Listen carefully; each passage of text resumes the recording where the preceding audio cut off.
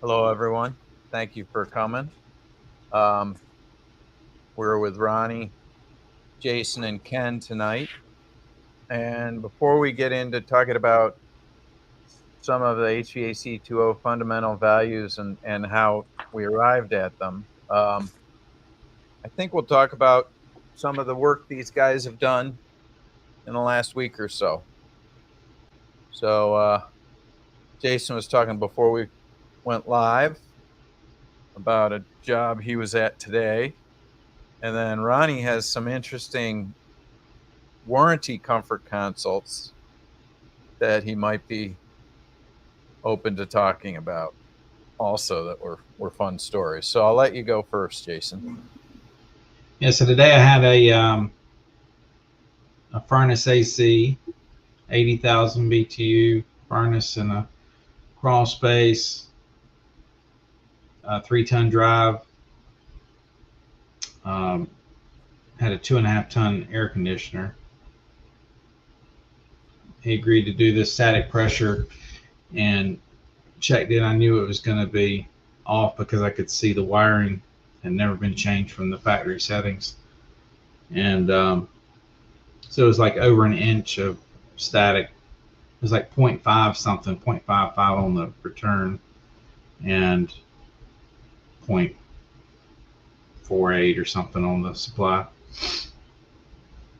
The the drop across the coil was about 0.28. So anyway, put it in the heat speed, and it did drop a little bit. But if you do the math there, it's not, the temperature rise can't be right. If it is, it's just sucking all that air through the register somehow. But anyway, so the new furnace, if he wanted same for same, it's not going to work. So I just explained to him it's not going to work. Showed him, on the nameplate that it's supposed to be a 0.5. Showed him the video so it would make sense to him about the ECM motor, and asked him. He didn't want to hear about the heat pump at all, and so I said, okay, well, you got 3 options with the furnace. You can either put in the right size furnace, which the load was only like 28,000 for the heating, and we could put in a 45, and that'll work properly in the heating mode. And or you can up the size of your ductwork. We can add some ductwork, or you can just do nothing and not have a warranty and be prepared to replace blower motors after 2 or 3 years. And so he decided to go with the 45, put in drop the size of the air conditioner down from a 2.5 to 2, and he's looking forward to it. So that was it. How'd you come across this lead? It was a tech turnover from last week. The fan motor or something wasn't working outside. Okay, and you started out using the free quote process, or you came in the door sort of because of the tech had already preconditioned you? How did the visit start? Yeah, I mean, no comfort issues. We started with the comfort questions, and no comfort issues. Um, no concerns with any of that. And so most of my time was spent trying to figure out how much ductwork he had and what. So he gave you basically, I just want the cheapest replacement solution. Yep. I'm happy with the comfort in the house, and it's time to replace this equipment. Right. Okay. And that was that. And Ronnie, you had you're always pretty busy, aren't you? Pretty busy, yeah. Today I wasn't super busy, but yeah, been pretty. They've been keeping me pretty covered up. Do you want to talk about any of those warranty comfort consults, or is that? I'm fine with that. Yeah, I had 3 I ran last week, 2 for sales and 1 for service. So, y'all still there? Yep. Okay, sound change. So, I ran 1. It was a tech turnover. Sales guy goes out, 5-ton system in this house. Goes out there, sells them a basic system, 90%, 92% furnace, 14.5 SEER air conditioner. Goes back with a 5-ton, 120,000 BTU system. They didn't have any real issues right away. This job was installed in November. We did a peace of mind courtesy visit. Our technician went out. He found the duct pressure over 1-inch water column. The furnace was installed on this large wooden box that was about 8 foot from left to right. This wooden box was like a mixing box plus the basement returns. So the main return drop came down, and then there was a like channel built in the back of it to bring some air over back into the back of the drop, which is really strange. I've never seen anything quite like that.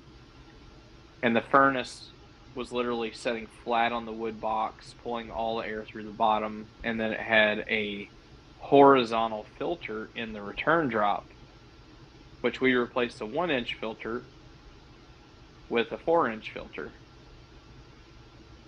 So the old system, according to the questionnaire form, was about 0.86 inches of water column recorded by our technician. Pictures were in the file and everything, so I have no doubt that those were correct, and that technician knows how to take static pressure pretty good. And then it got worse. Well, our technician brought it to the attention of management and said, hey, I don't think this is going to work properly when it comes time to cooling. I think their air conditioner is probably going to freeze up based on, it was like a 65-degree day, so he went out there and checked subcooling, superheat, everything with like one of those filled piece covers for the outdoor unit. And he was concerned about the way it was going to work in the summertime. So he said that we needed to get somebody out there to look at the duct system and to check the load on the house, was what the technician said. So then they sent me out. The duct pressure wasn't too bad in the return drop, but after the filter was a serious problem. So the way the filter is attached to the platform and the way the air is being transferred through into the bottom of that furnace is not sufficient. So I read the contract from the salesperson. The contract said to remove that box, install a different box, and pull return from side and bottom rather than just the bottom, which I agree that it needs to be side and bottom. I don't agree that box needs to be removed, because the way it's attached, we would have to tear this guy's basement up pretty bad.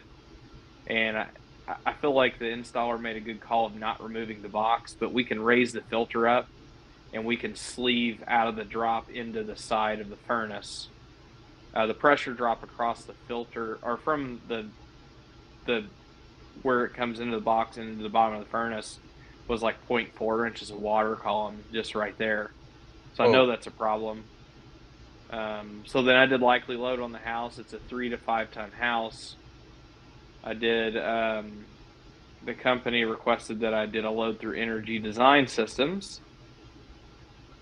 So I did, and the house calls for about 4 tons of cooling and about 80,000 BTUs of heating.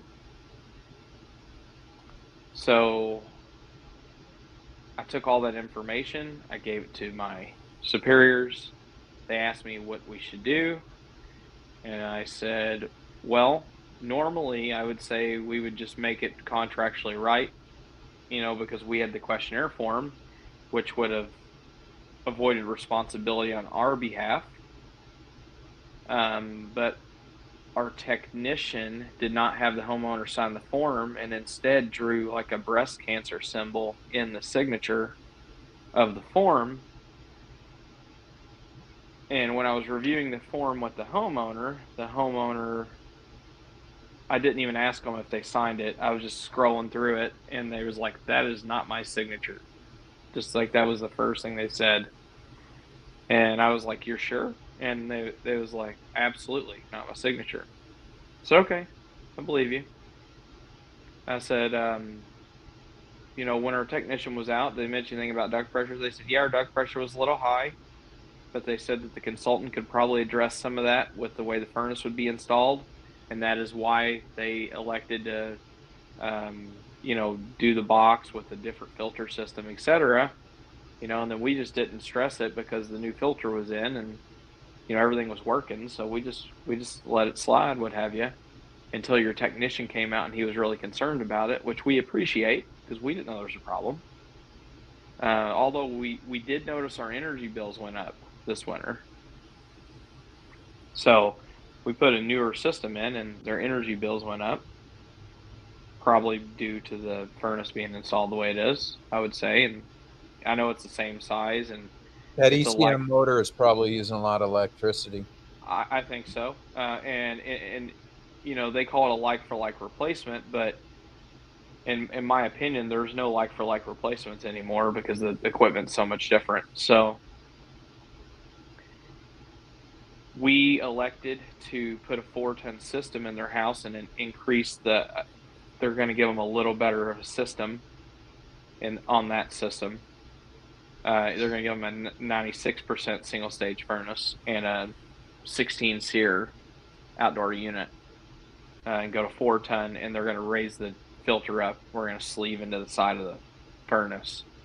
And then I've asked the company to send me back out with a technician to reevaluate the system just to make the homeowner comfortable and make sure that it's all functioning properly. So they seem pretty happy about that. That unit was replaced Friday. So it'll run for a couple days, and we should be back out later this week to look into it. The second one I went out to was a 5-ton system on a 10-year-old home. This furnace is upright in an attic. It's an 80% furnace. It has 2 zones on it. 2 large returns. They're both 16-inch flexible returns to 2 ceiling grills that we've actually added a media cabinet to the side of the furnace and a box. We converted that to a 5-speed air conditioner with a 2-stage Infinity Series gas furnace with Infinity zoning, and we kept it 5-ton with 2 16-inch supplies, 2 16-inch returns. The supplies go to transfer boxes, and one feeds upstairs, one feeds downstairs. This is a slab home. It's about 3,000 square feet, 3,200 maybe. And I went out because they've had 8 service calls since installation. The furnace overheating and high static pressure faults. So I go in there, look at it. I actually did a comfort consult blower door in this house. This house was a 0.5 to 1 house, pretty tight house. So around 1,500 CFM 50 for 3,000 it was square foot little, house. Yeah. It was under 2,000. Actually, this house was closer to 4,000. It's 3,800 square feet, but still, yes, it was under 2,000. And it had an energy certificate in the electric panel. The old furnace had a failed heat exchanger, high duct pressure with all zones open.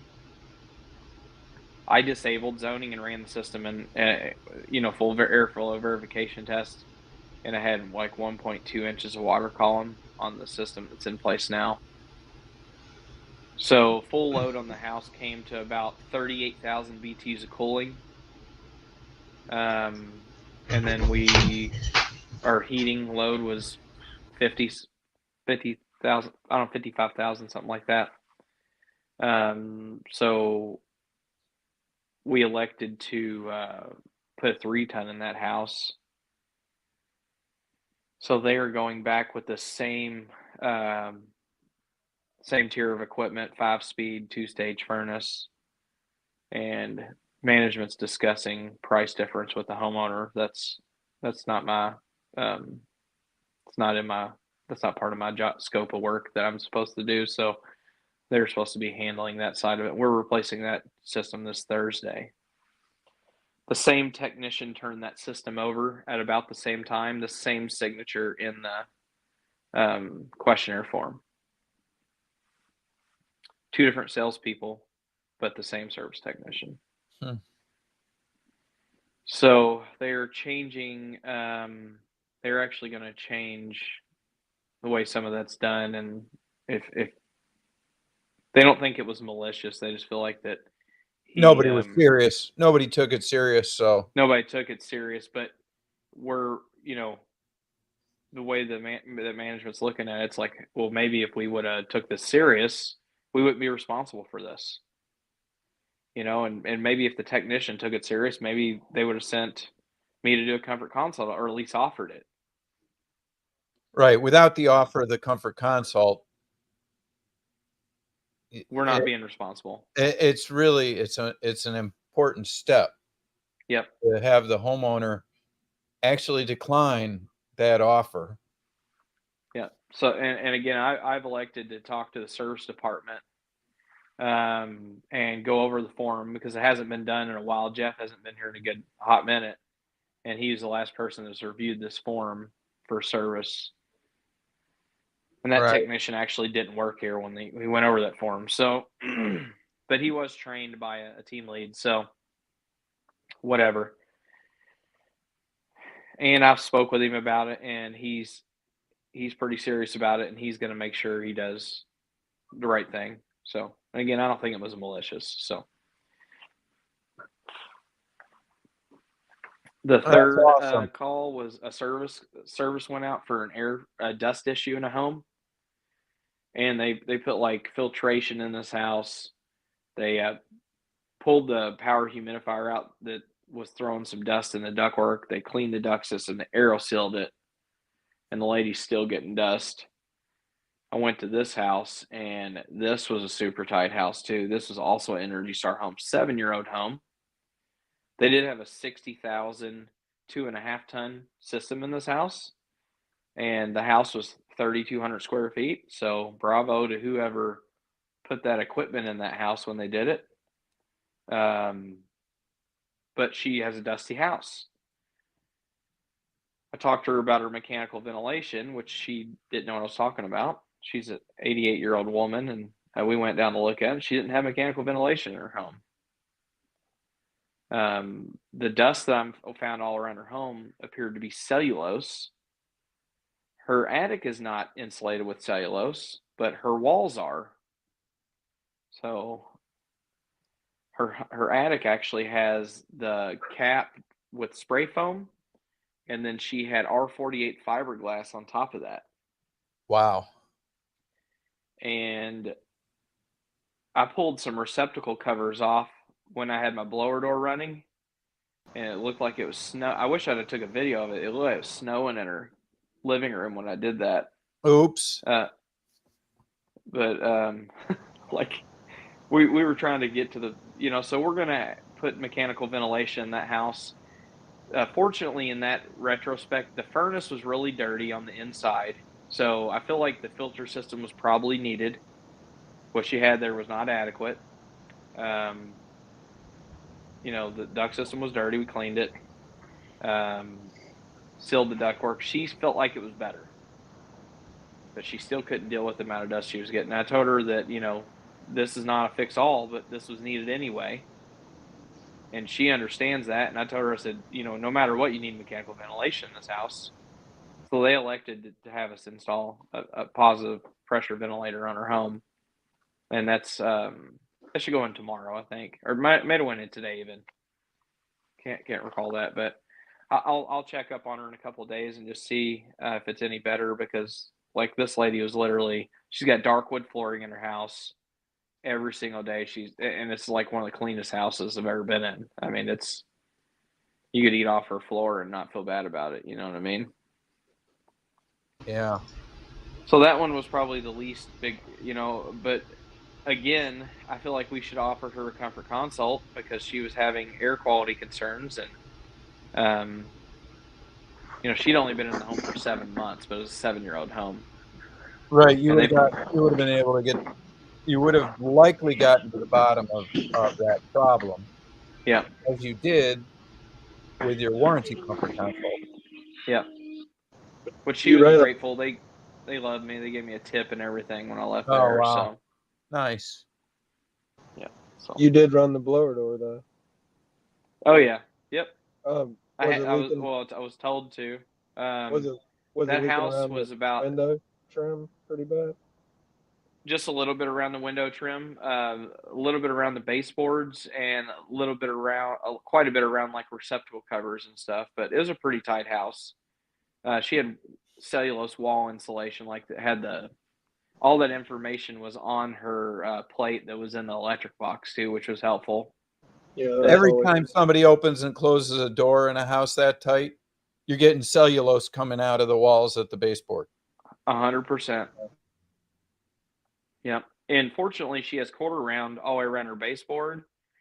Probably because of that issue, they probably had a lot of dust, and somebody probably tried slowing it down by putting quarter round, because this is a 7-year-old home. That floor is original. It wasn't replaced. So I don't know why there'd be quarter round in a home that nice. I'm sure the flooring was put down before the trim. You'd think. Who knows? But her blower was Ronnie, dirty. Can y'all hear Ronnie talking when my mic's on? Because I'm in my truck. Yep. You can? Okay. Yep. But those are the 3 that I ran most recently. I feel like we're going to resolve we're resolving most of the issues, and we'll have happy people, but it's just avoidable. It was very avoidable. Yeah. Just, if we would just follow the process that our company has in place, then, 1, they would have made either the right decision, or 2, they wouldn't have used our company, which would have been fine in this situation, because it's more of a liability at this point than anything. Right. So how will you recommend that lady set up her ventilation? Like how long we recommend it to run? Or you have it set on a timer? I'm going to set this. I'm putting a power ventilator in that's going to run continuously in this house. It's going to be nonstop, just low and slow. A little bit of positive pressure might reduce the likelihood of. The ventilator I'm installing does have a temperature and humidity control built into it.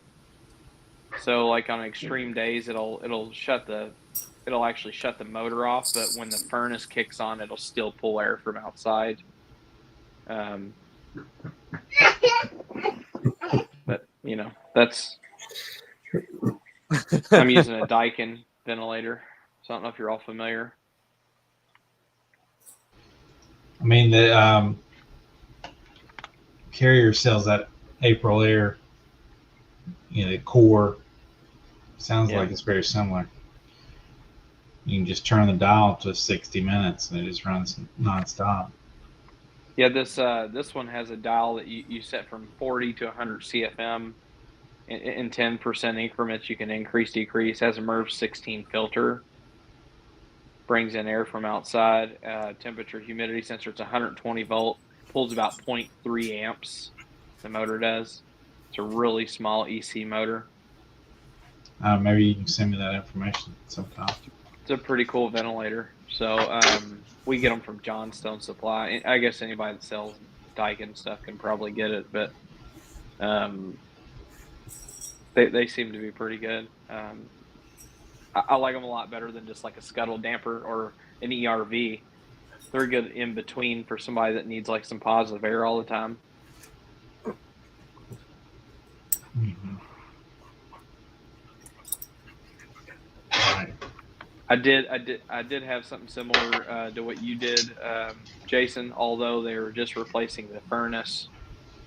So I have a carrier bulletin furnace downflow in a garage, up in like a closet, and the air conditioner is in 1999. The furnace is about 12 years old. Pellet heat exchanger, 100,000 BTU, 4-ton, and maybe it was a 120 or the 4-ton. I don't recall, but we were replacing it with the 80,000 2-speed, and he's going to keep the 1999 air conditioner for now because it still works.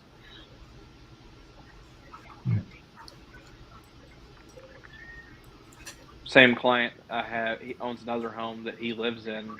I put a full optimum hybrid system in there, so I don't know what the main difference is between the two homes, but other than he doesn't live in the other one, but the one he doesn't live in is nicer than the one he does live in. That's crazy. Yeah.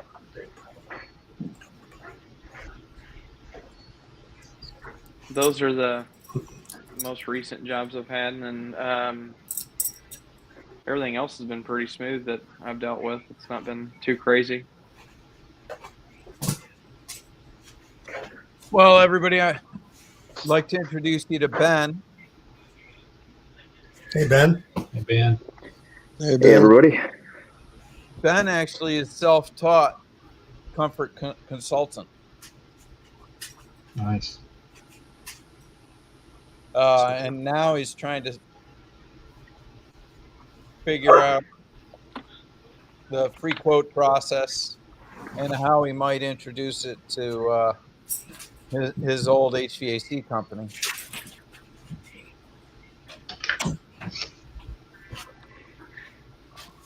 I think he likes the idea of being of the affiliate program.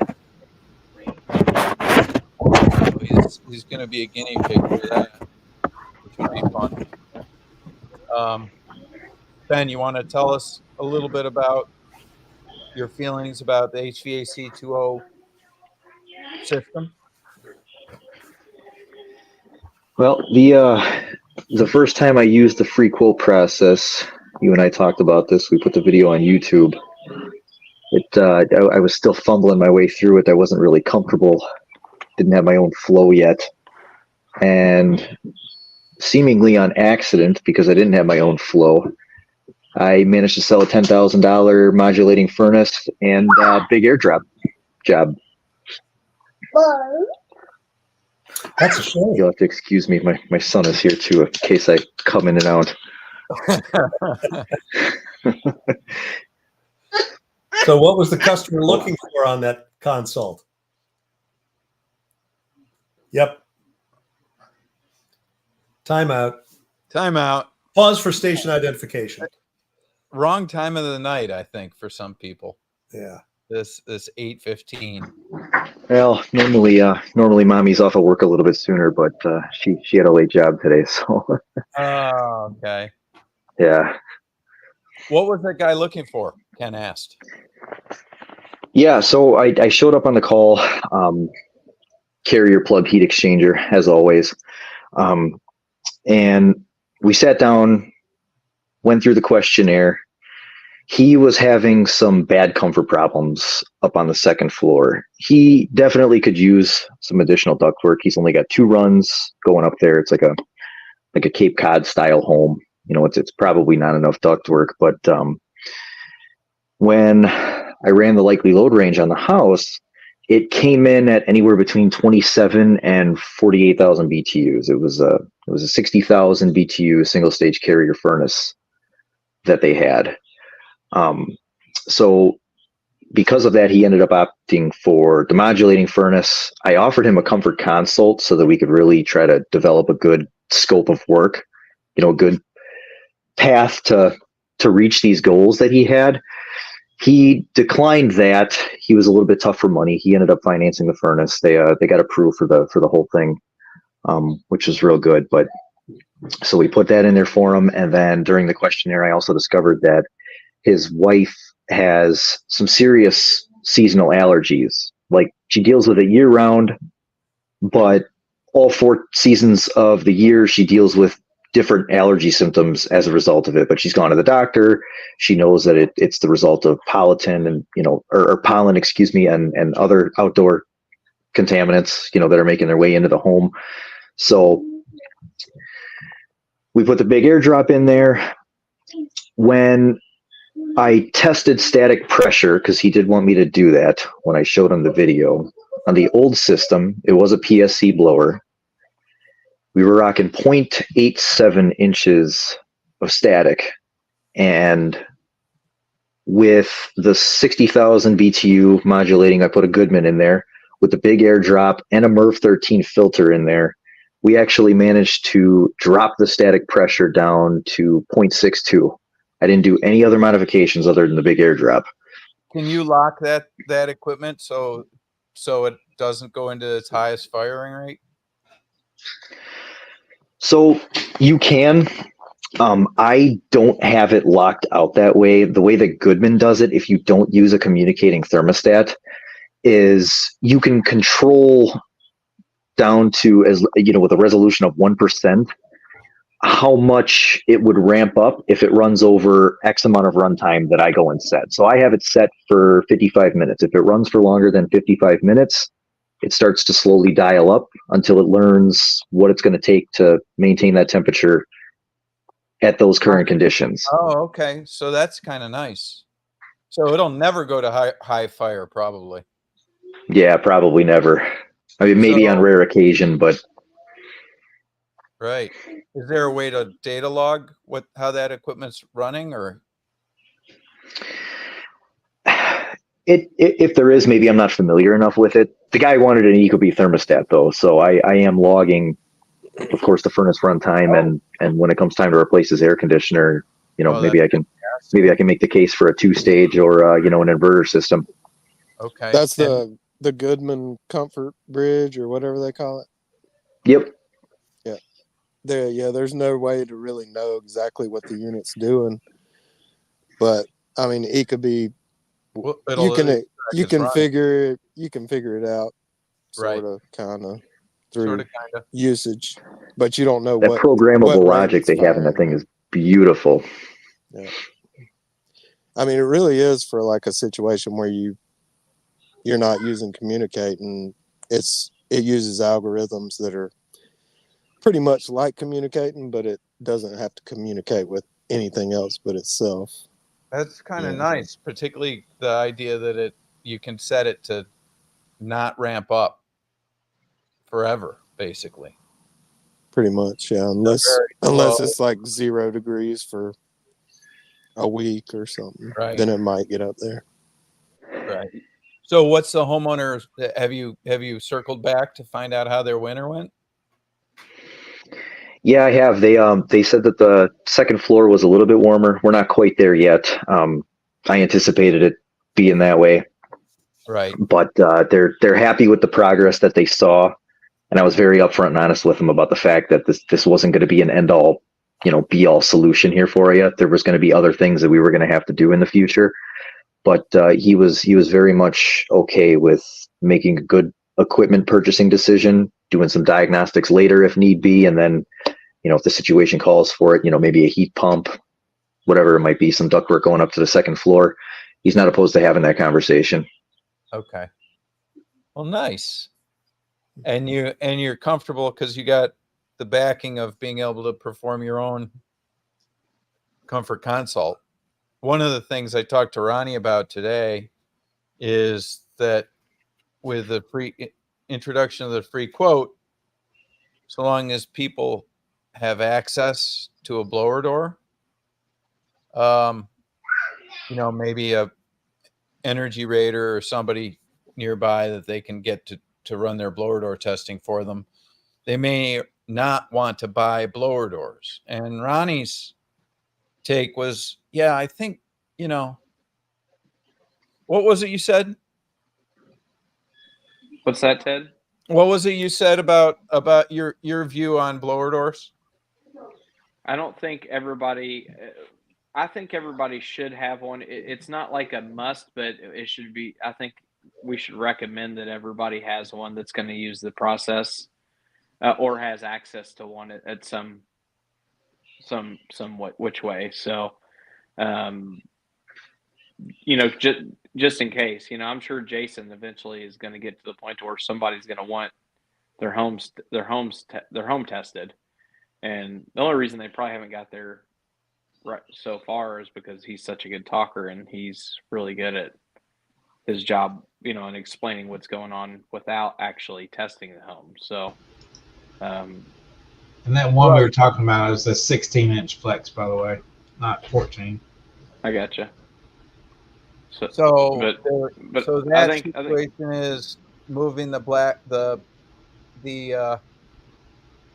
blower door to after the equipment replacement, which is one of the goals of the free quote process, was to allow people to make, I guess we just call it good enough decisions. Mm-hmm. So we allow people to make good enough decisions so they're not making huge mistakes on the equipment. Yeah. With a free quote. And then move the comfort consult to after. In like Ben's case, the job that he just did, I mean, it may be beneficial to them since they have some results now to have the home tested to see how they could further go to make the second floor comfortable, since they obviously know it's not HVAC alone. It sounds like they have some ducting issues, but with those Cape Cod homes, they have quite a few in the part of the country where I am. And usually they're older houses that aren't sealed properly, and you're going to have comfort issues on the second floor. It's just part of it. So, but if you can make improvements, and usually multi-speed or modulating equipment. Those houses don't have returns, so they're using the stairway, and if all the doors are closed, you're not getting good return. The longer run times do help. And he could potentially even go in and do an inverter outdoor unit later with a communicating stat, and it would definitely probably make it even a little better. But they probably need housework, I would say. So that house, like a 60s, 70s built house, Ben? Yeah. Yeah, the blower door tests I've ran, it's when they go and they make that upstairs, part of the home, it's usually the leakiest area of the home. All right. It's a weekend project, second floor. I have seen a few they've done right. So I did have one last year. The guy, he gutted the entire upstairs and had like closed cell phone put everywhere. And, it's so comfortable. It's ridiculous how it's perfect up there. So most people aren't going to do that. Right. So the other thing that occurs to me, we need to continue to work on how we talk about our fundamental values and help make it clear to others out there, or help them maybe get their way through the thought exercise of how to approach selling HVAC to homeowners in a way that doesn't feel slimy. It seems like people gravitate towards HVAC 2.0 who are generally looking for a sales process that feels better than their current approach. Are there other reasons that you guys can think of that attract people to HVAC 2.0? I think it's more like just being more, having the salesperson be more thorough in any possible way, because what happens is, in reality, is that the salesperson doesn't know much of anything about HVAC equipment or how it operates most times. Not talking about the guys here or even on other YouTube channels or whatever. They do it right, but the great majority, probably upwards of 85-90%, just go in there and they're just selling a box.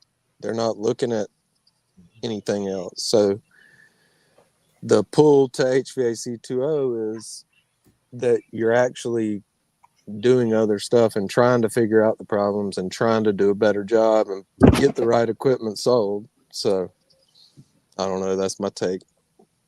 Well, yeah. So somebody mentioned to me that, the free quote process seems to have people really trying to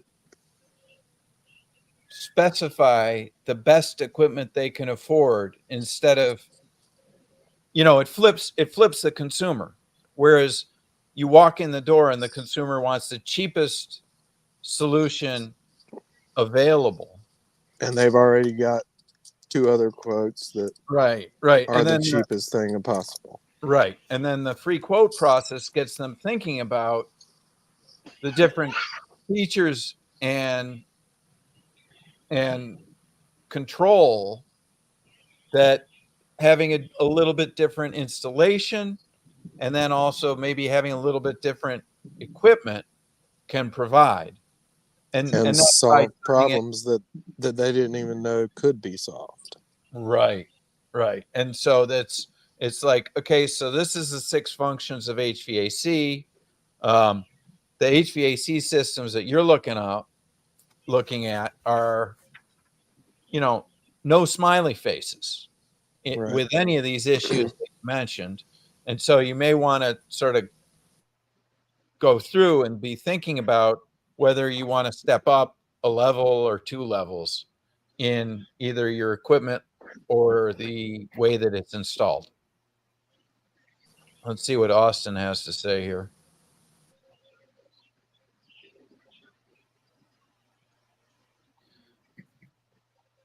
So, Austin, have you been leaning into the free quote process, or are you just talking about the comfort consult here?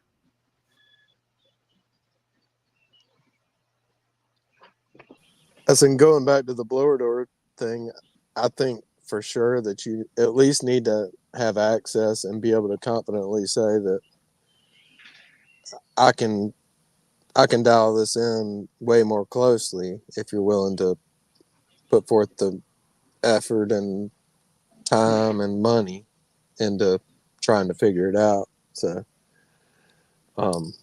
having that in your back pocket is definitely something that is, if you're going to run this process, then you at least need to have a relationship with somebody where you can call them up and set something up within a couple of days where they can come out and run one if you can't do it yourself. Okay, so Austin's still mostly running comfort consults. Yeah, I think that even when we were just doing comfort consult, when guys came in, I didn't want to be responsible for them going and buying $4,000 worth of equipment. I wanted them to sort of see whether or not they had what it took to do comfort consults. And I'm much more comfortable talking about it like that now, because there are a lot of people that cannot perform a comfort consult, and they never will be able to perform a comfort consult because they don't have what it takes. And so I didn't want to be responsible for those people that didn't have what it took to really do the full-on HVAC 2.0, to spend all that money on a piece of equipment that never got used. Right. And that's what I always tell them. It's not required, but it's recommended. And I like talking to Ronnie today. I like the idea of saying, geez, it'd be good if the company had one, even if like all the salespeople don't have them, or, Yeah. so that there's at least one.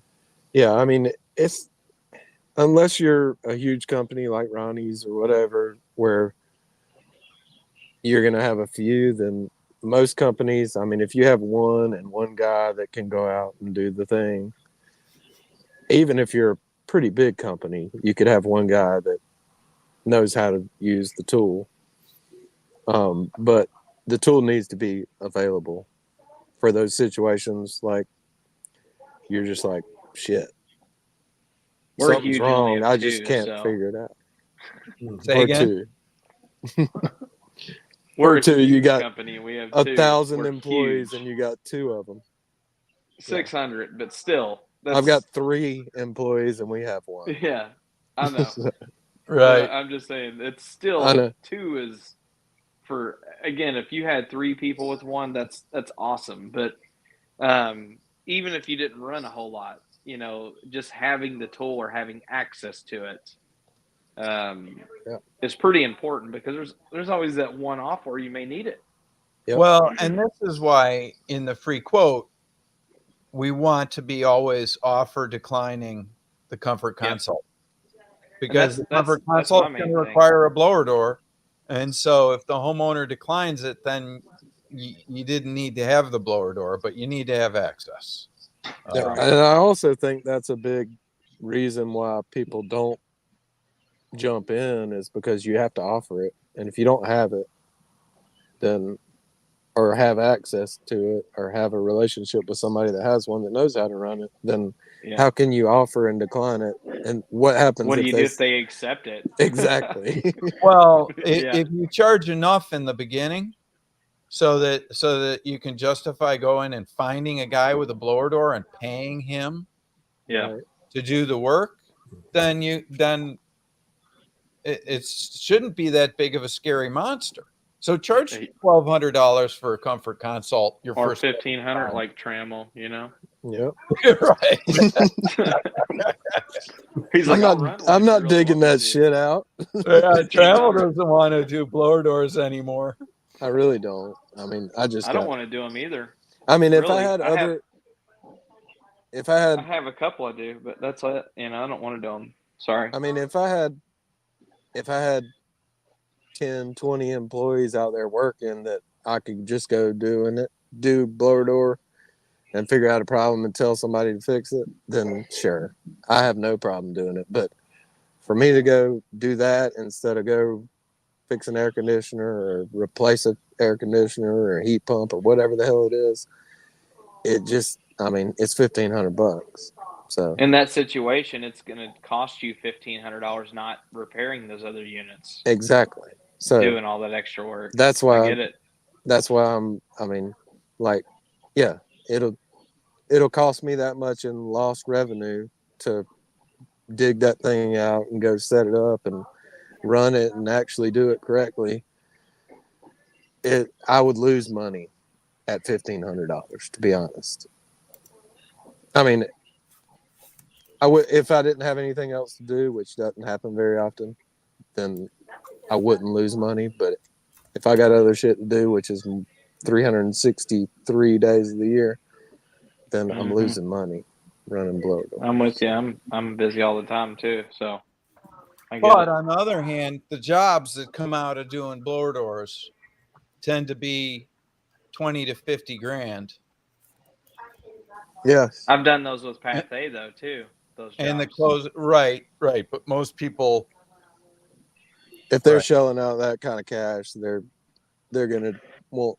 Well, so Ronnie's done it with Pathé too, but this is what we're suggesting to people is, if they want to do Pathé, they're still going to have to offer the blower door.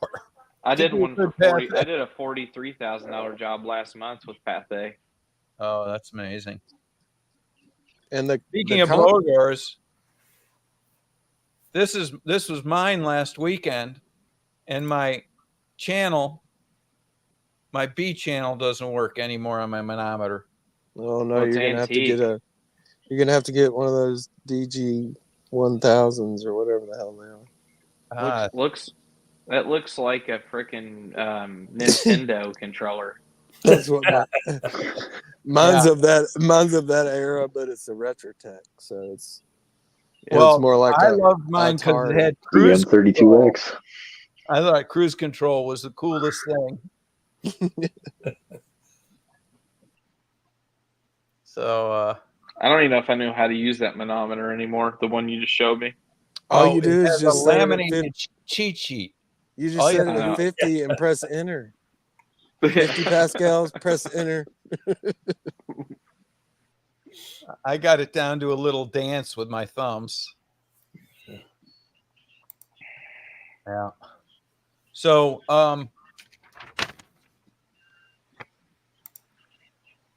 one of the things I think people are looking for with a better process is to treat clients ethically, avoid coercive, high pressure, or dishonest sales tactics, and following an approach that helps create mutual respect in an adult guide, not hero relationship, and clarify and document this clarification of risks and responsibilities for outcomes. Now that's a lot of words. So I think I probably present my notes here. Anybody have anything to add or say about that? I Right mean, here. that's how I run my business. Like, if I can't sleep at night because I'm trying to do something to get over on somebody for some money, then I'll go find something else to do, because that's not who I am. That's not what I do. So, but if I feel like something, I can help them or guide them to do better, then that's why I'm here, because that's just how I feel about. I mean, if money's not the reason that I do what I do every day, I mean, I've got all the things I need. It's not like I'm some billionaire or something, or don't have my own issues. But like, if I can't be ethical and feel good about an honest day's work for an honest day's pay, then what are we doing? Well, and it seems to me like there's a lot of people out there that are still training the old way, which is sort of tricks and tactics to either create fear or instill a false sense of urgency. Would you guys agree? I agree. I would too. Yeah. Is that Yep. when you're walking? I've taken some of those trainings. What's that? I've taken some of those trainings. Me too. Me Yep. too. Yeah, I think we all have, and none of us liked them. No, I was out. No, it felt dishonest and slimy, and I think you got to be careful even using your tools as tactics, as we ran into people suggesting that we start using these diagnostic tools for free as sales gimmicks. Which would probably work pretty good. Oh, it definitely will. Yeah, it Yeah. probably would. It It's a pretty already tough act to follow when you whip out the blower door. You'd look like a wizard, you know, and everybody else looks like some dude with a clipboard. Yep. Would you But if you're agree? not doing it ethically and in good conscience and in the best interest of the homeowner, then it's not something that I would want to be associated with. So let's talk a little bit about doing testing. And if you're not doing end-to-end testing that fully covers what you need to be comfortable with the recommendation, then that testing is just a sales tactic. Is that correct? I don't know. I would say not 100%, but yes, it would be. It would depend on the situation, really. Of course. Because, like, if they don't want to pay for the additional diagnosis and you're giving your best recommendation with the information that you have, then if you're wrong, then I mean, shit happens. Like, And And Jason, you're making sure that the customer is taking the responsibility for that decision instead of saying, tell me what I should do. And Right. then I'm blaming it all on you. 100%. Like, I give them the information that I know up front. They live in the house. I don't live in the house. Mhm. I've been here for 45 minutes, and this is what I see. This is what I could do to make it better, hopefully. But Here's at a the list end of the things it day, could be. What do you think it is? exactly. So here's the question, I guess. What actionable information can you get from a truflow grid alone that allows you to make Measured. aware You're of the You're problem? actually measuring the flow of air through the air handler. It'll tell you how much airflow the current equipment is delivering. That's In pretty its much. current state. Yes. Well, Jim disagrees with that, but It should tell me plus or minus within 3%. What Measure Quick would have told me anyways. right.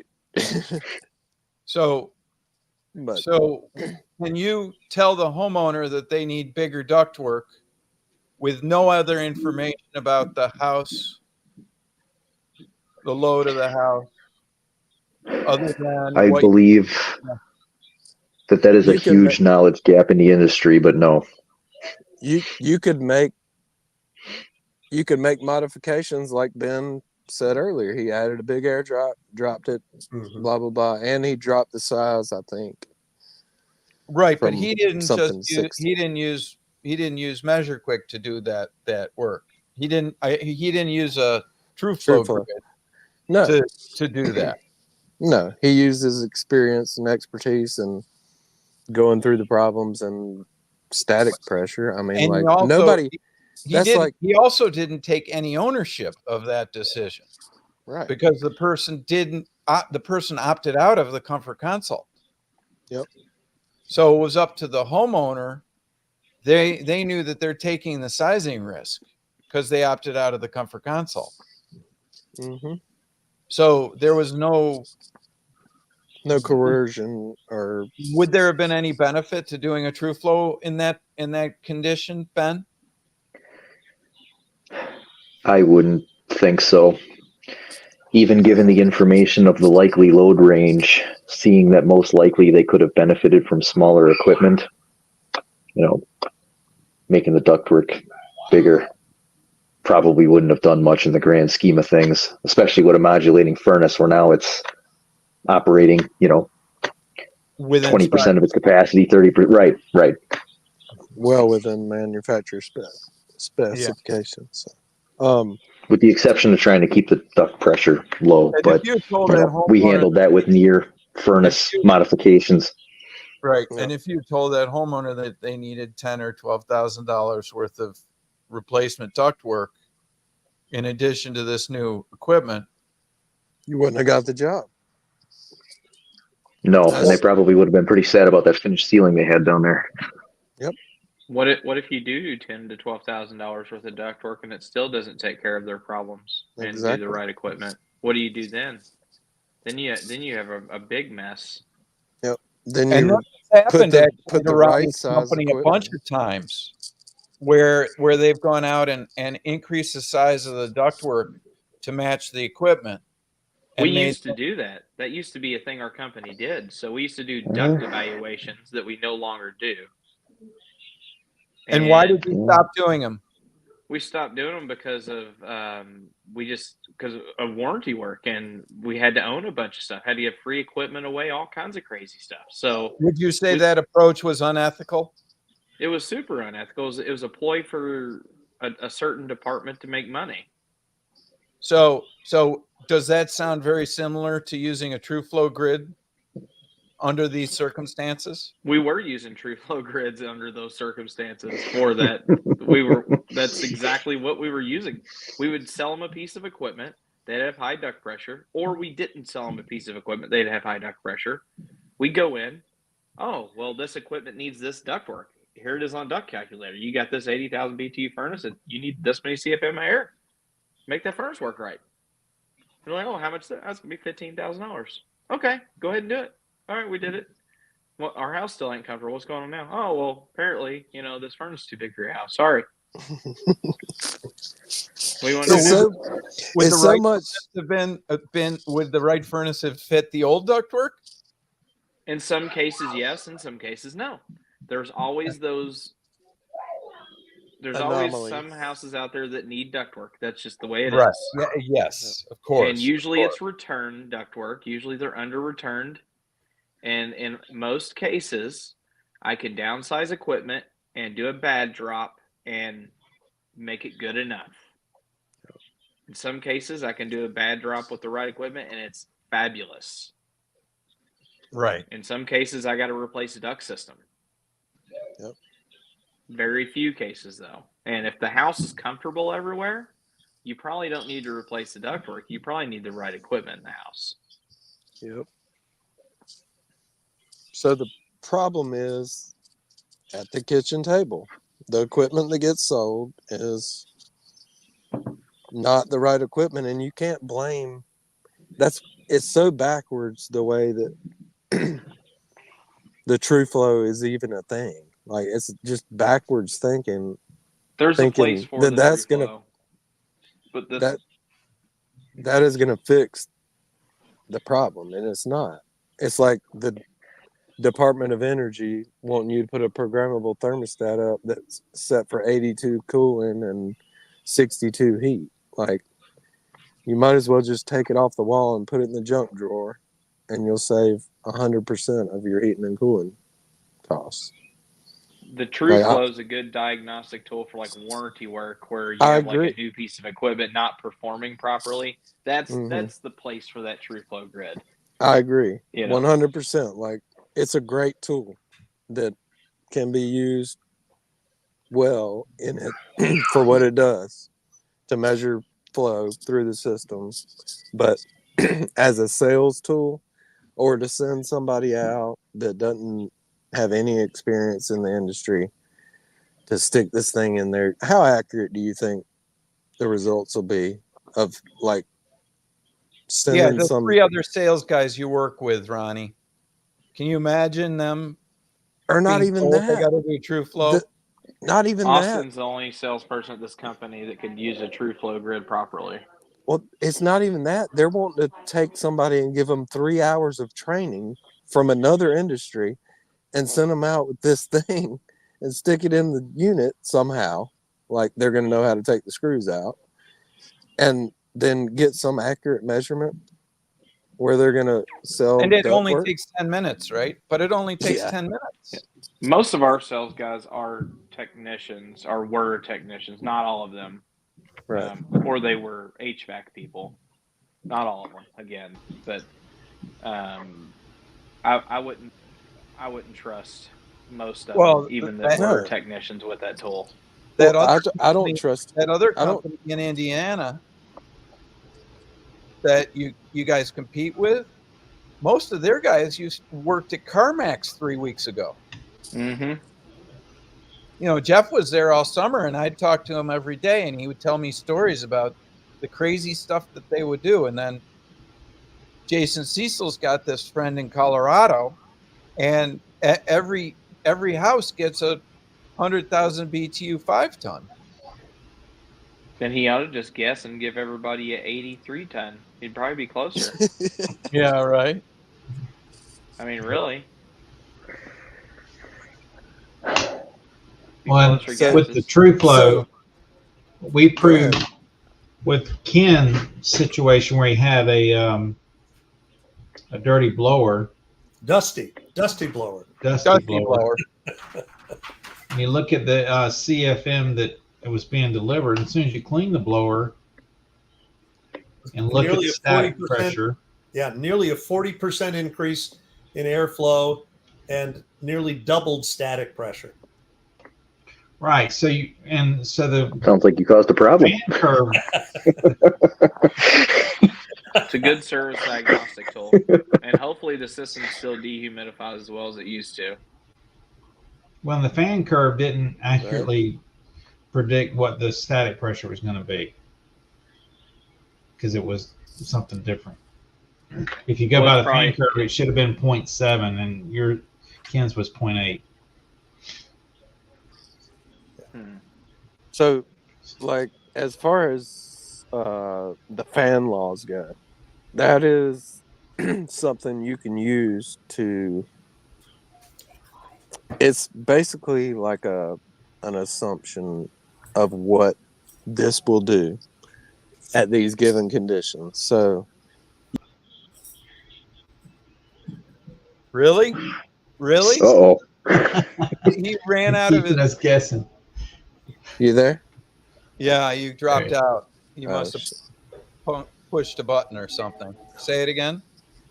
So the fan laws, like, there's fan laws that this is what's going to happen at a certain set of conditions, and you can extrapolate based on what something's doing now and what it's going to do with a different fan.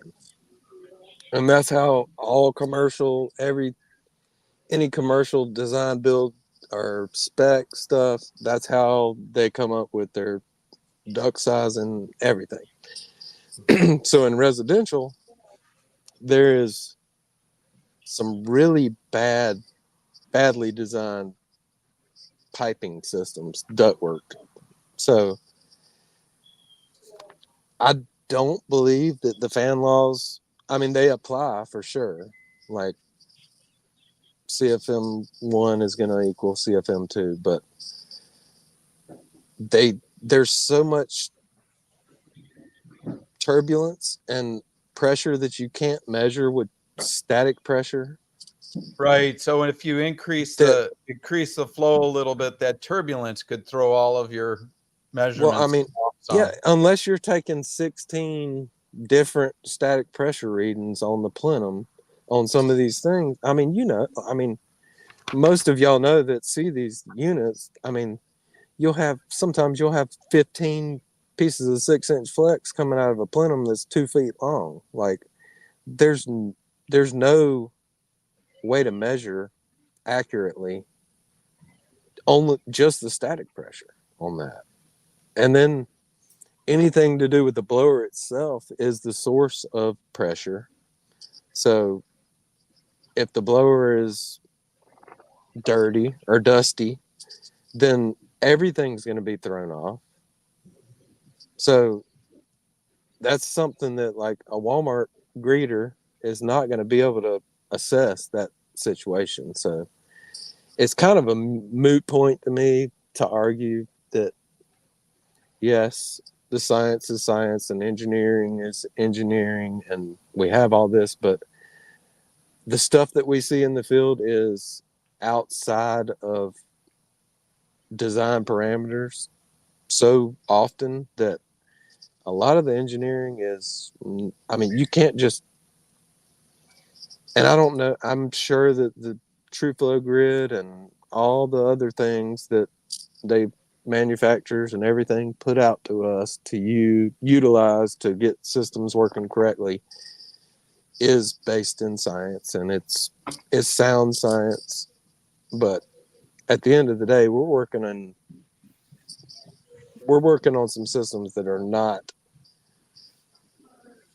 I don't think that these systems have been ever tested in any way to come to any kind of conclusion that, okay, this is going to do this. It's just not the reality. They've been thrown together, not following standards in practice. No, I mean, it's just really bad. Like, a lot of the systems I see, I don't know. I'm sure Jason Cecil sees similar because he's in a similar region as me. But I mean, I'm talking about, like, it's so bad that it's hard to measure anything accurately. So garbage in to any calculation is going to be garbage out. So maybe measuring flow with a TrueFlow grid would be helpful. I don't have one, so I don't know. But I just don't think that it's going to be as helpful as some people think it is, when at the end of the day, I mean, you're trying to get in, get out, get the people a price, or get the system fixed, whatever the case may be. We can liken it to a blower door. It's a Yeah. great tool to have when the situation calls for it. It's the same thing with a combustion analyzer. So Yeah, if we, using it as a fear tactic to get somebody. Yeah, Yeah. that's what Excited rubs. for the That's sale. what rubs me the wrong way. Is like, you're going to send somebody out that has no idea what they're looking at with this tool, and then give them some report that says that You need new it's ductwork. that it's outside of these things, and we're going to have to do this to fix it. Like, that is just not going to work. I don't That's a care good way to who. sell lots of new duct systems on oversized equipment. Yeah, and then And you're going to that- end up with the same problem that it's. That's what Ronnie was saying. Is that's what they discovered, and so you got the wrong ductwork and the wrong equipment, and you still got equipment that's short cycling because it satisfies the thermostat so fast, and those far rooms never get comfortable, and all of the things that the homeowner wanted weren't addressed. They don't care that the equipment's going to last longer. It's the wrong equipment. I was always taught coming up in the trade that was the solution. More ductwork. It's got to be bigger. Well, The equipment might have to be bigger. so more ductwork. I'm not sure that there's. I mean, you'd have to really go to town to have too much ductwork, probably. Yeah. So I'm not sure that that's necessarily wrong. in my opinion, any 5-ton equipment doesn't have big enough ductwork to begin with. No. That's Any, That's usually And the way that's- that it plays out. that's the biggest thing, is the 2.5 ton system don't have enough ductwork. The problem is at the kitchen table, and people that are selling the equipment that we have to install is not sized properly. And it even happens in commercial a lot, which you're not so concerned with velocity and noise and that kind of thing, but you're still trying to get the air where it needs to go. And even stamp engineered drawings, I'm like, dude, are you serious right now? Like, where did you steal these prints from? Because this is not going to work. It'll work for what, 5 years, 10 years, and then you're going to have major problems with the system that need repair, and it's because you printed these drawings that are not. It's just not going to work, and not to mention that it ain't going to fit in the space that you told me it would fit in. So the issue is always going to be at the kitchen table, and trying to get homeowners to in the residential sector to understand that the house is a system. You got to have the right ductwork. You need the correct size equipment, and just because it goes to 70, you got to set at 72, and it goes to 75 when it's 117 degrees outside. It's not the end of the world. The sky's not falling.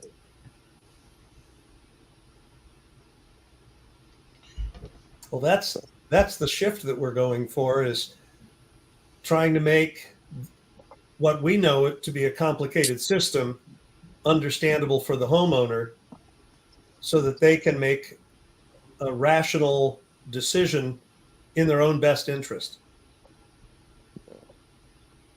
And that's why I think HVAC 2.0 does a great job doing Because that. that is the End target. goal. Yeah, that's the end goal.